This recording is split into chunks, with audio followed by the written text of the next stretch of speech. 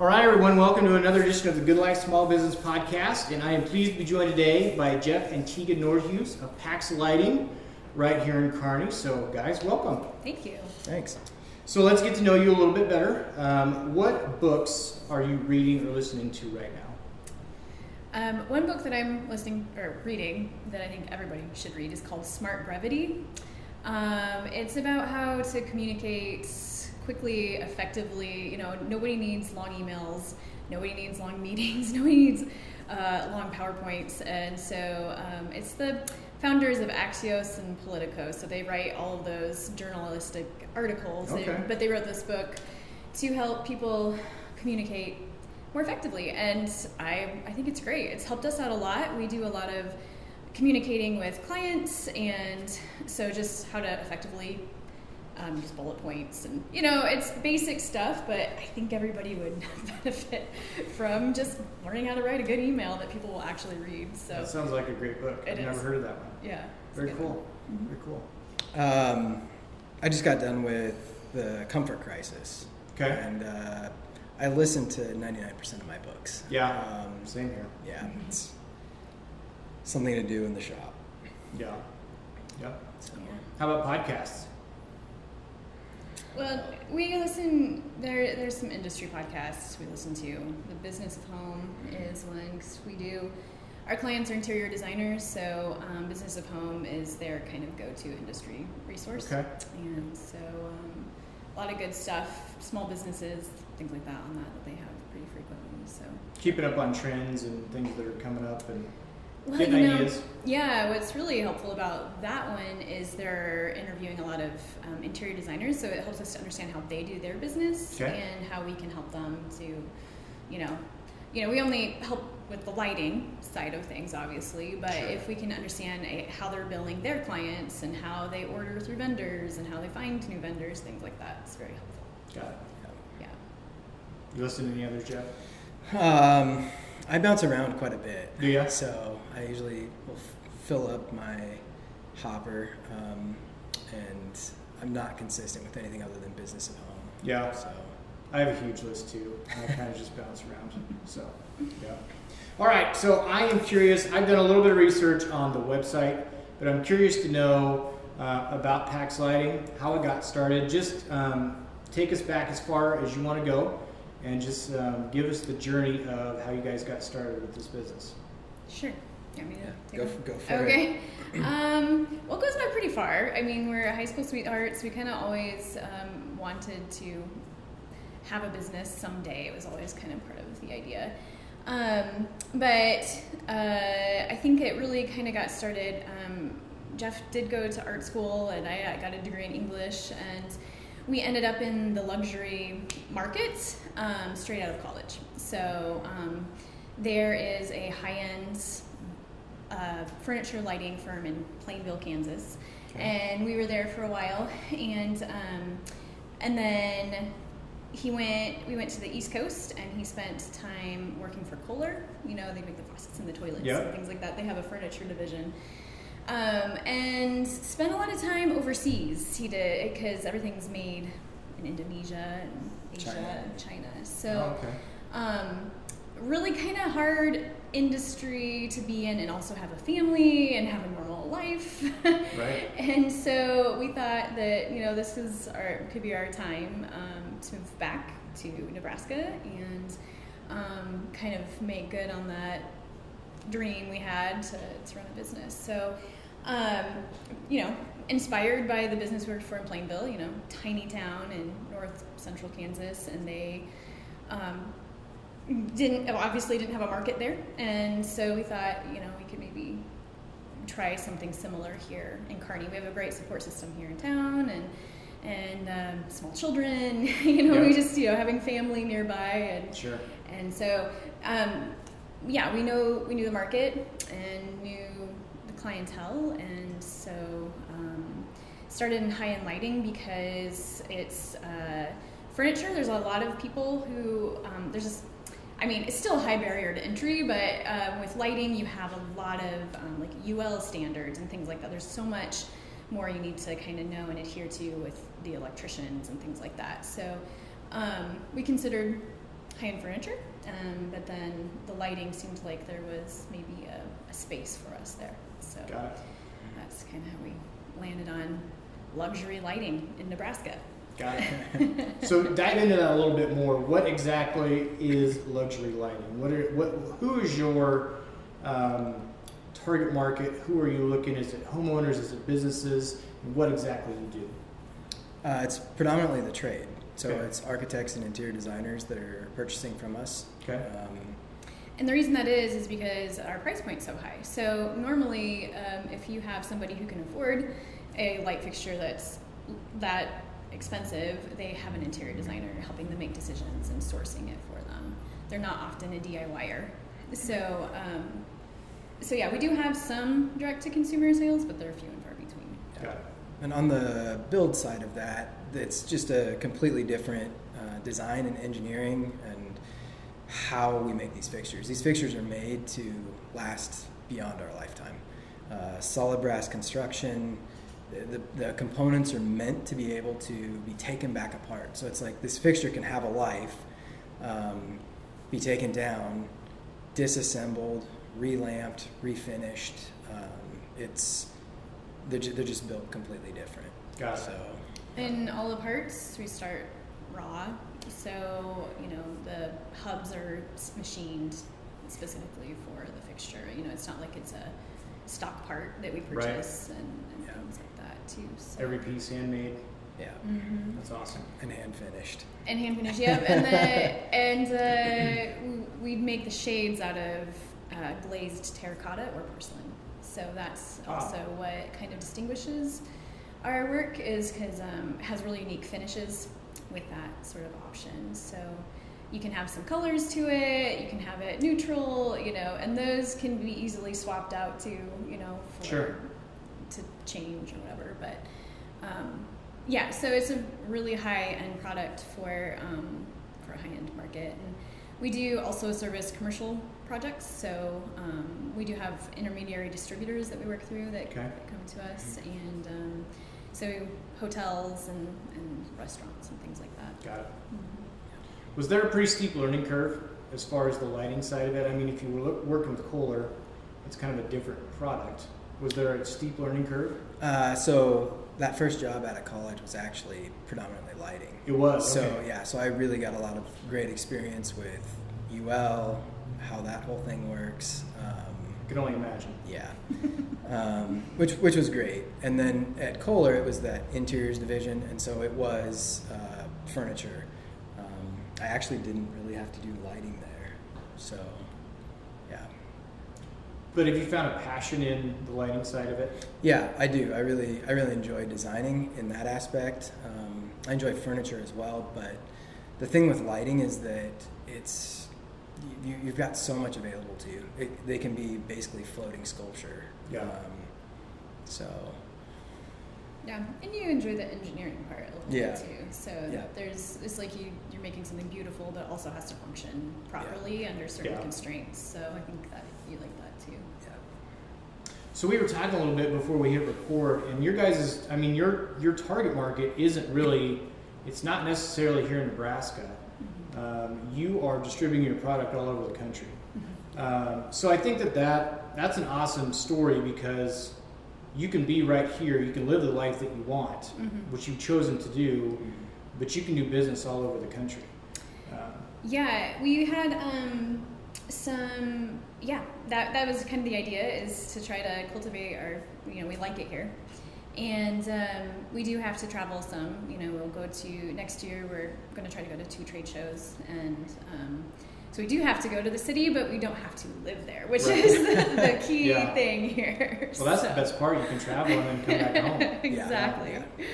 Exactly. So how do you guys, with that being said, how do you market to your clientele? How do you get your foot in the door with those folks? Is it a referral? Is it trade shows? How do you guys get those referrals? Yeah. So a lot of it is referral, so word of mouth, and then trade shows also really help. And Teegan does a lot of reaching out and just talking to designers. Yeah, well, and before Instagram did all of its stupid stuff this year. Like, it was really, really effective to advertise on Instagram and Pinterest. Okay. And since the beginning of the year, there have been a lot of changes on the platform, and then also with the privacy settings that it no longer is as effective Makes it to more advertise. difficult. Yeah. So yeah, going more old school with cold calls and emails and stuff like that. And that's actually worked out better than I expected. So Got it. yeah. But the trade show, you know, with COVID, we went to trade show in 2018, and then the past 2 years they've been kind of off and on and hasn't been quite worth the effort. It's Okay. a lot of money, and in 2020 they got canceled. I mean, nightmare for a lot of our peers that had signed up. So yeah, the trade shows, we're excited to go this next one, because in 2019 it was the first one. We didn't know anybody. We didn't, you know, it was first thing on the scene, but now we've got a lot of clients in New York, and this trade show's in New York, and I'm excited to hopefully Nice. actually meet them. Yeah.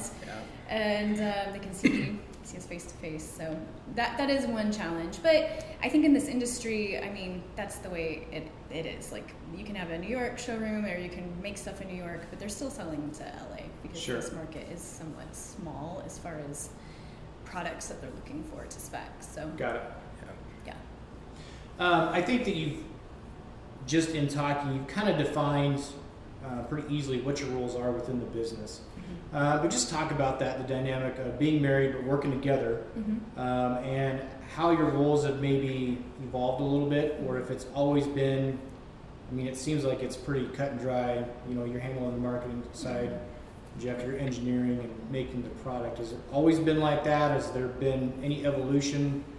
And how does that relationship work? It's changed, I would say. I've taken on, like, I just don't know that stuff. I'm learning that stuff, and I've taken on more of the sales this year.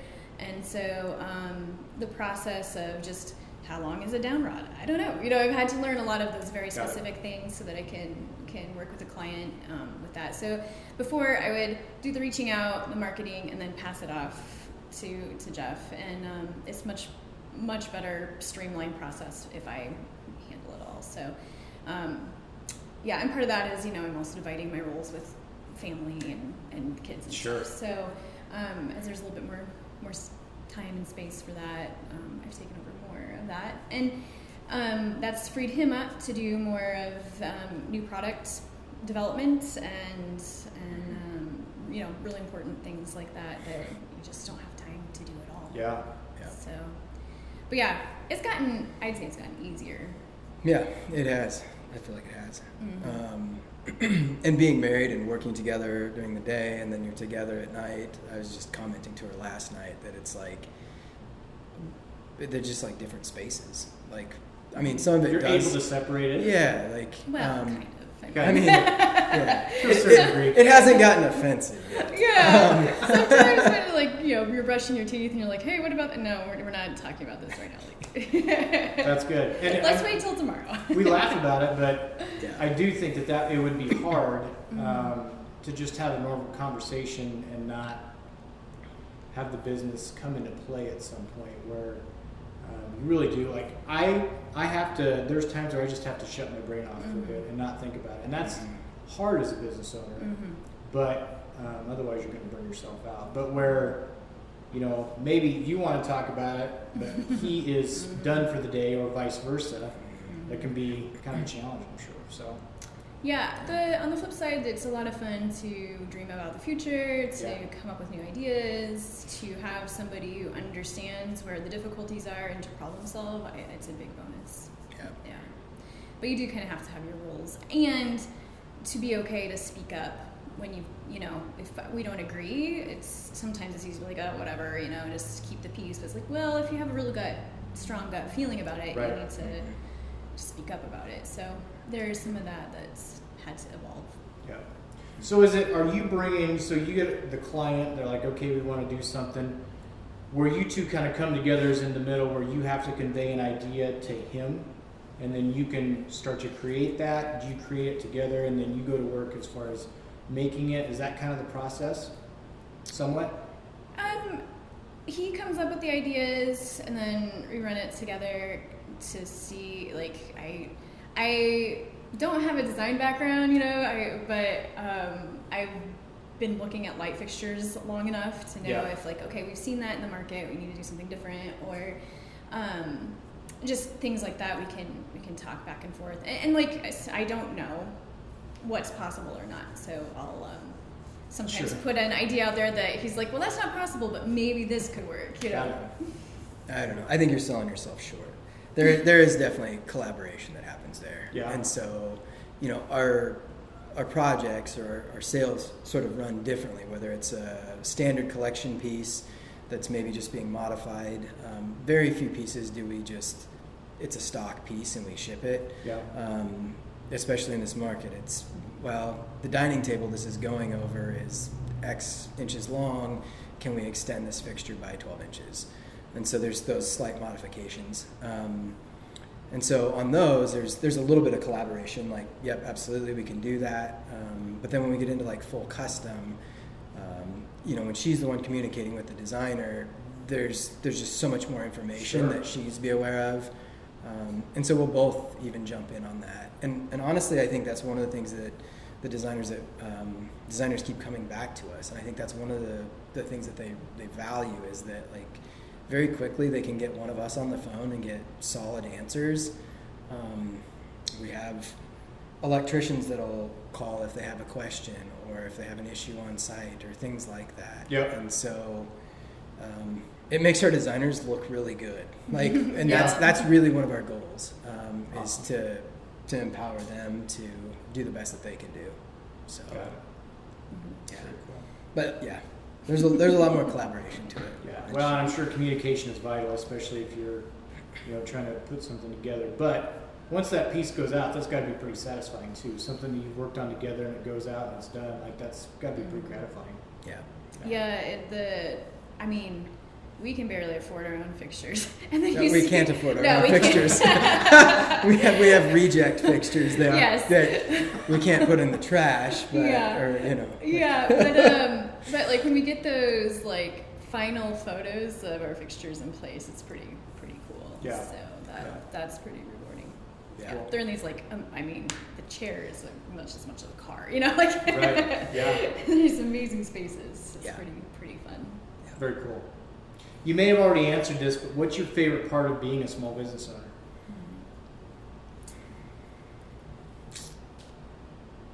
I think initially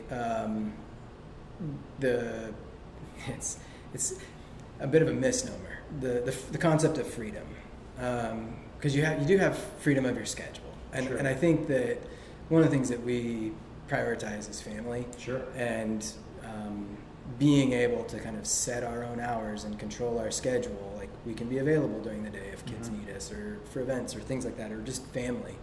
And we also have the flexibility then to, well, work till 2 a.m. if we have to. And so I like that aspect of it.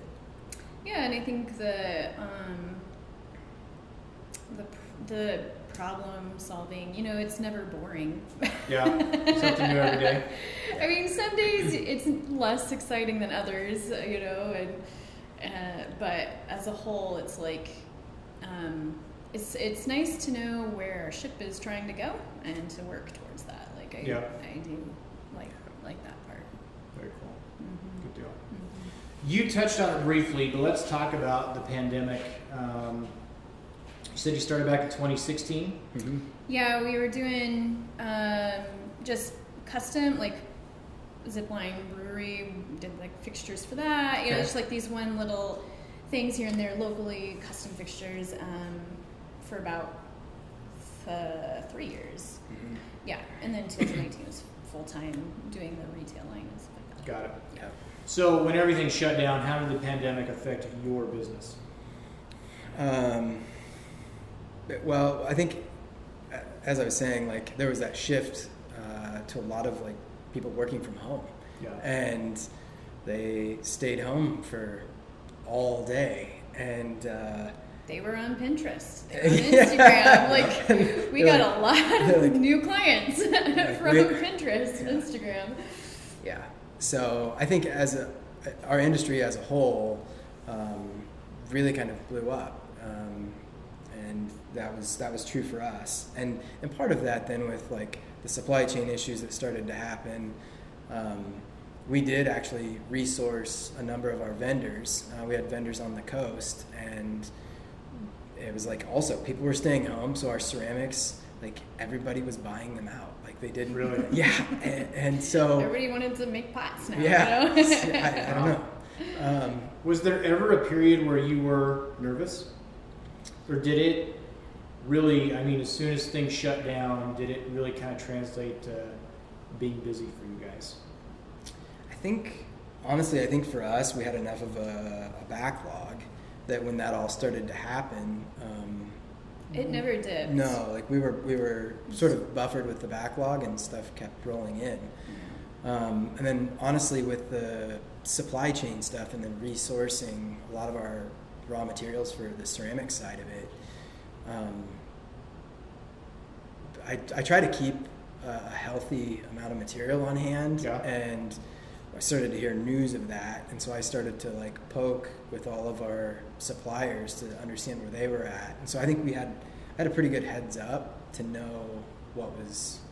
I saw the writing on the wall, I guess. Sure. And honestly, out of that, we found a great supplier in South Dakota. Okay. And it's another small business. Mm-hmm. We call and talk to the same person every time. It's they still send us a handwritten invoice. Like there's just something about it. It's really great to have that kind of interaction, which was very different than our suppliers before. Sure. So Yeah, so that was a good thing that came Yeah. out of it, is to resource our vendors in that way. But yeah, now that COVID has passed, we're experiencing the dip that probably everybody else felt in 2020, just with, people are now spending their money on vacations that they didn't have the past 2 years, and home renovations are not as big of a deal, perhaps. But yeah, I think that our market, while it's a high-end market, I think they're more sensitive to the markets.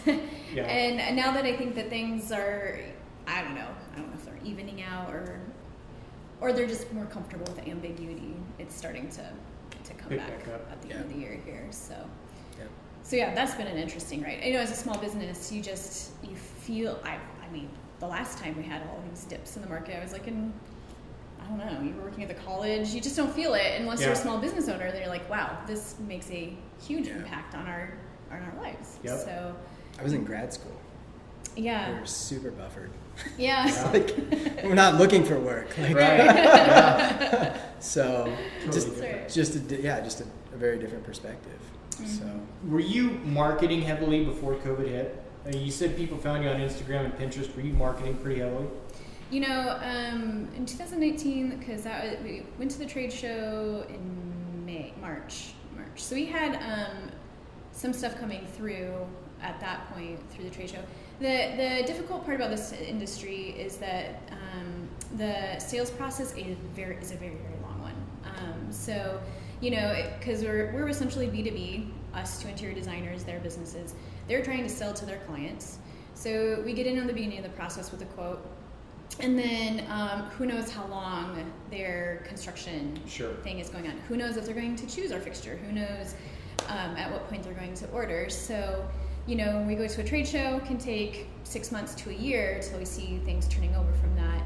And so towards the end of 2019, beginning of 2020, we were, had some things coming through with that. And then it's really funny. I don't even know how it happened. I think Pinterest at that time, at the beginning of 2020, was trying to get more people. They were trying to grow their advertising, is what they're doing. Yeah. And I had an account, and they had like, hey, can we give you $5,000 to advertise on Pinterest? I was like, sure. Wow. So it was March of 2020 that came through. So really started advertising on Pinterest, and of course Instagram and Facebook went through that. So not a lot before 2020, and then through 2020, it was all online social media. You ramped it up during the pandemic. Yeah, yep, and it did pay off, and they changed the algorithms. Yeah, it's right now Instagram is bunk for advertising. Yeah. So, but through 2021, and then also the Apple privacy settings that changed. I think the beginning of this year, that also affected a lot. Yeah, because you can no longer. I mean, it's a good thing. I understand, but from a small business perspective, like I could target ads really well, and now can't. Yeah. I'm just curious, and you don't have to answer this if you don't want, but how far does $5,000 on Pinterest get you? Like, were you able to advertise for quite a while with that? I mean, did it get you better results than what you thought? You had to spend it by September, so I think I did, I averaged that out by then, and some of it was good and some of it was not good. At the beginning, it was pretty good. We'd get quite a few. With our sales process, we target interior designers, and then they sign up for a trade account. So that was kind of how I could kind of tell if it was working or not, if we had a lot of trade accounts. But you could tinker a little bit, because you're kind of playing with house money, so you could tinker a little bit and figure out what worked. Yeah. Yep. Yeah. Well, and the difficulty is because there are so many variables in advertising, right? So you could do a carousel, you could do a video, you could do one at a time, and so trying to figure out which was the best, and then they'd have these very helpful Pinterest account managers tell you to do all these other different things, and suddenly you're like, I'm just going to post one of our products, basic description, sign up for a trade account. Yeah. And that. See how it goes. Yep. And and honestly, that one was the most effective. We have this cute little Emmett sconce in green, and if I just put a lot of money on that one, it seemed to go a long ways. So, Instagram did better than Pinterest. Instagram did by better quite a than bit. Pinterest. It did. Yeah. Did you get anything from Instagram? No.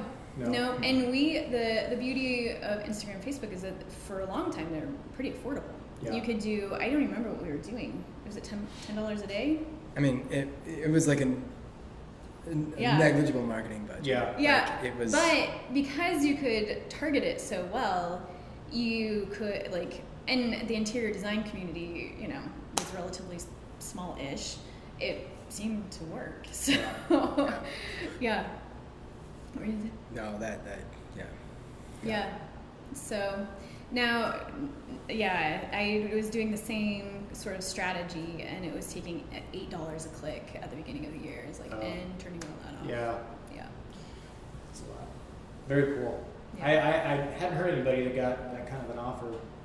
I know. For the business, so. I thought it was a scam. I would too. Yeah. Very cool. Yeah. What is one thing that you wish you were better at when it comes to running your business? I know mine. Go ahead. I know we talked about this, but yeah. I don't remember which one I picked. I wish that I could understand insurance and numbers better. Like I can do it. It takes me a lot of work and a lot of understanding, and I know a guy that can help you. I know. Just kidding.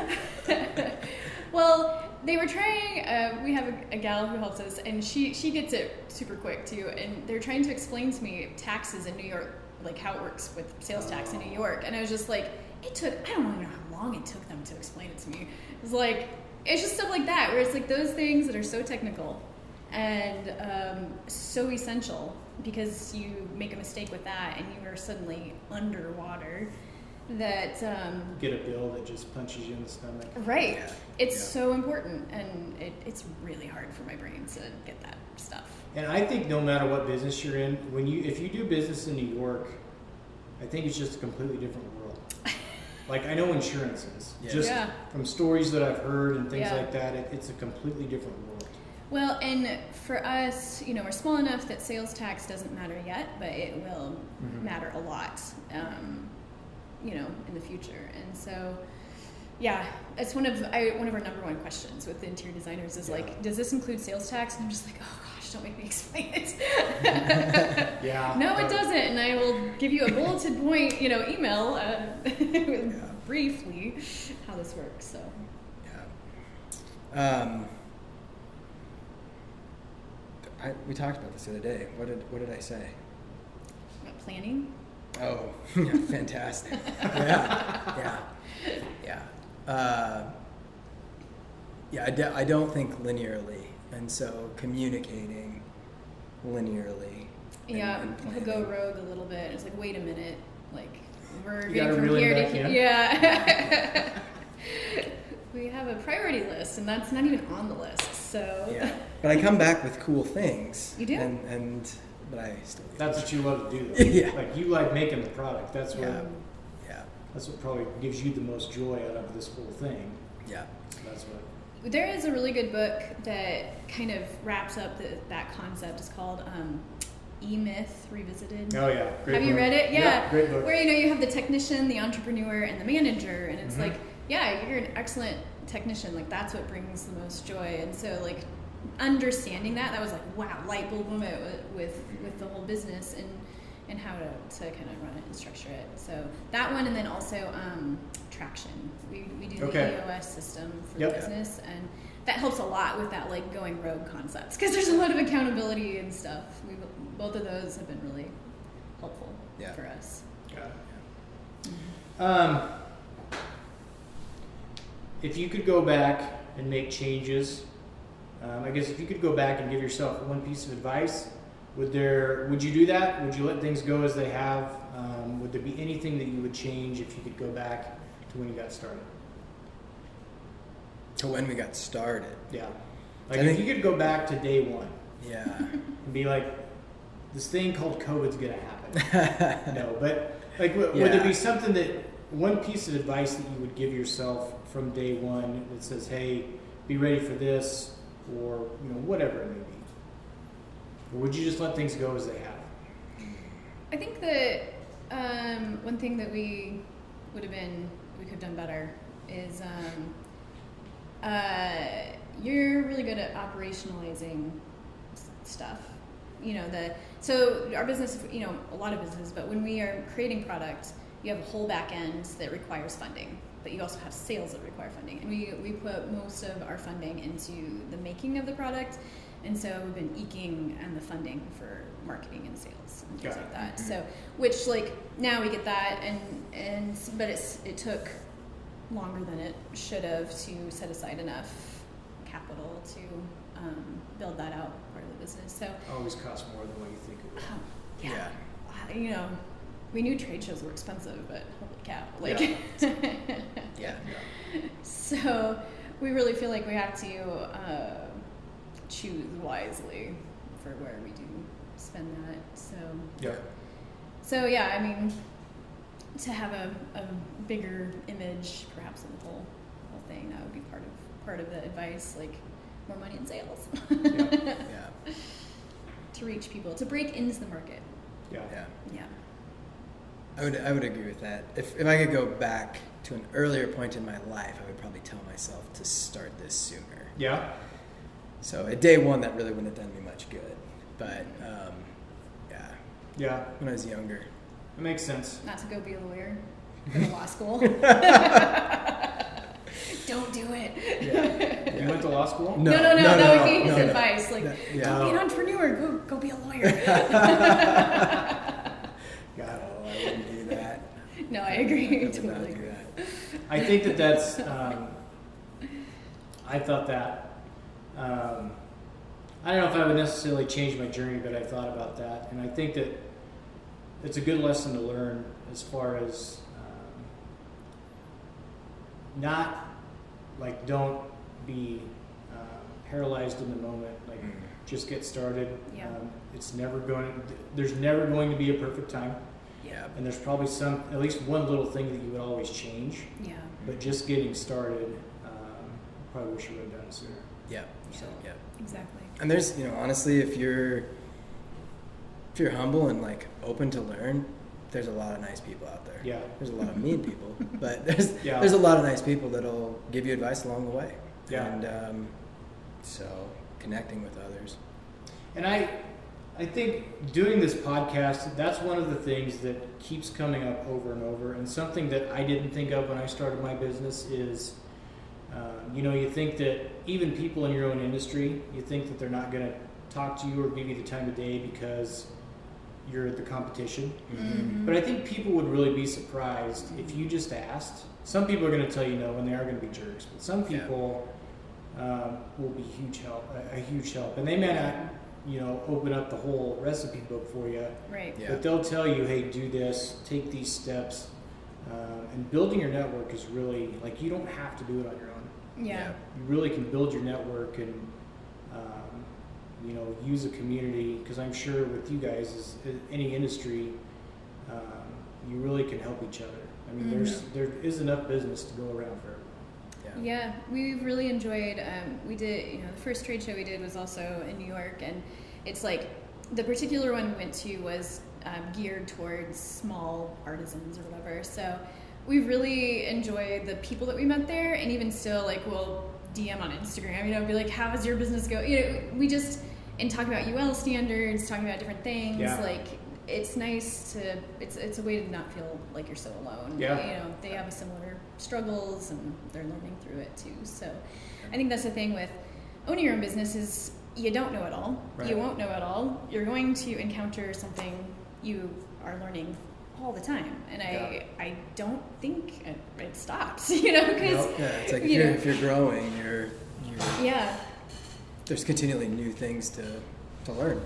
Yeah, always seems like it would be a balancing act. You might have more buffer at some point. Yeah. No matter what stage, there's always a challenge. Mm-hmm. That's kind of the fun part.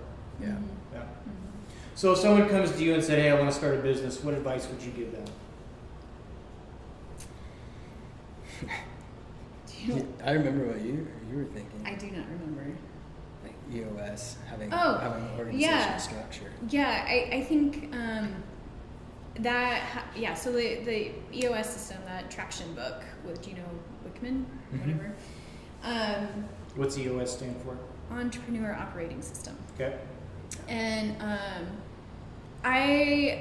because as entrepreneurs, you're generally wanting to, I don't know, is it too far-fetched to say we want to rebel against something? Like we want to try something new, or we're trying, and the nice thing about something like the EOS is we do need structure, and it allows us to be, and especially as someone like you're a creator, a maker, a little bit, artistic or whatever, to have us have accountability to each other, accountability to our goals, monthly, weekly meetings that are efficient and effective. And I think that is something that's worthwhile, because when you're running your own business, you can go over here and you can go over there. There's always a million things to be done. How do you sort out what should be done now? And I think that the EOS system is a really, it can be overwhelming at times, and I hate meetings, but they are essential. There's 3 of us in our little team, and that hour of communication on Monday morning is essential. So I think it just helps to distill what's important, what you should do next, what your goals should be, and in a practical way. Because they're like, you should only have 5 to 7 goals a quarter. Well, how do you, so it helps you to decide in a way that actually works, instead of being like, as an entrepreneur, you have all these great grand ideas. Well, let's bring it down to something practical. So I did, because Jeff found the book and I read it. I was like, ugh, he's like an accountant. God bless all the accountants. I love them. Don't get me wrong, but he wants us to have meetings. Well, if you're trying to get communication down to bullet points, you want to have a meeting. Yeah. That's exactly right. We'll just send out a really well-crafted email. But to your point too, to put processes and procedures in place, it's easier to do it when you start. And it's not something you want to do.